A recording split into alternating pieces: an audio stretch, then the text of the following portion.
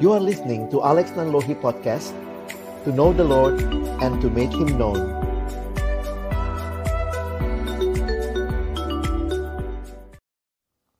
Shalom teman-teman. Kali ini kita akan belajar dari satu buku dengan judul Menjadi Kristen, ditulis oleh John Stott, sebuah buku saku yang diterjemahkan dari buku asli berbahasa Inggris dengan judul Becoming a Christian.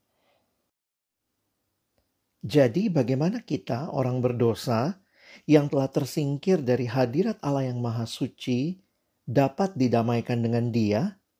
Bagaimana caranya kita dapat diampuni atas dosa-dosa kita supaya boleh bersekutu dengan Allah? Baiklah Alkitab sendiri yang menjawab pertanyaan itu. Perkataan ini benar dan patut diterima sepenuhnya. Kristus Yesus datang ke dunia untuk menyelamatkan orang berdosa. 1 Timotius 1 ayat 15. Tuhan Yesus datang ke dunia untuk memecahkan soal pokok manusia. Ia datang untuk menjadi juru selamat manusia. Ia turun dari surga untuk kita manusia dan untuk keselamatan kita. Dan ia menyelesaikan tugas penyelamatan itu ketika ia mati di kayu salib. Sesungguhnya ia datang ke dunia ini terlebih untuk mati daripada untuk hidup.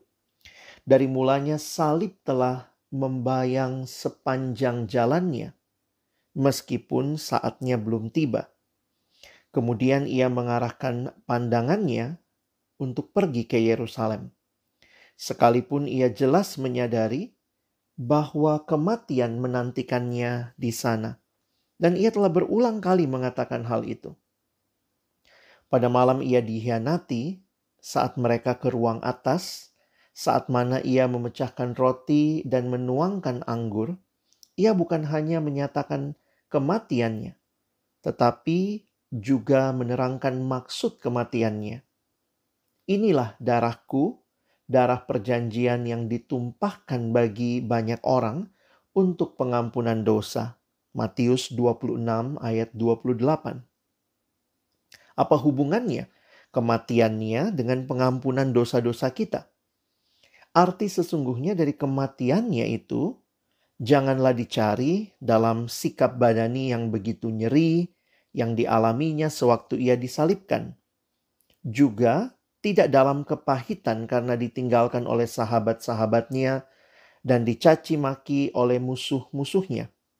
Tapi dalam siksaan rohani yang harus ditanggungnya selama 3 jam.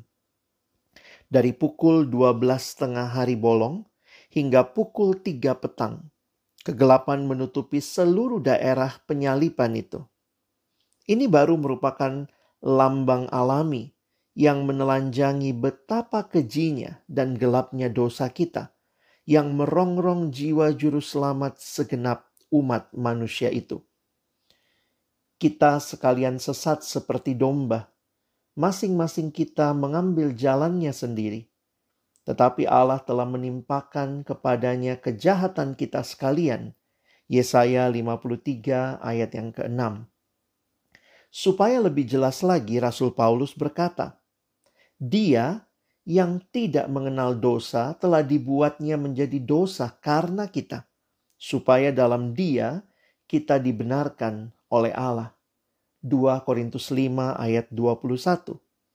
Dan Nabi Yesaya lama sebelum Paulus mengungkapkan hal itu, menubuatkan di dalam Yesaya 53 ayat yang ke-5. Dia tertikam oleh karena pemberontakan kita. Dia diremukkan oleh karena kejahatan kita. Ganjaran yang mendatangkan keselamatan bagi kita ditimpakan kepadanya. Dan oleh bilur-bilurnya kita menjadi sembuh. Hukuman atas dosa yang tak terelakkan karena kemahasucian Allah, yaitu maut dan tersingkir dari hadirat Allah. Roma 6 ayat 23. Allah adalah terang dan yang dalamnya sekali-kali tidak ada kegelapan, dan yang mustahil bersekutu dengan kegelapan. maka demi kesuciannya ia memalingkan muka dari Yesus Kristus, anaknya yang satu-satunya dan yang dikasihinya. Ketika Yesus dirongrong kegelapan itu hanya untuk menyelamatkan kita. Tuhan Yesus benar-benar seorang diri. Kesepian menanggung penderitaan yang begitu ngeri.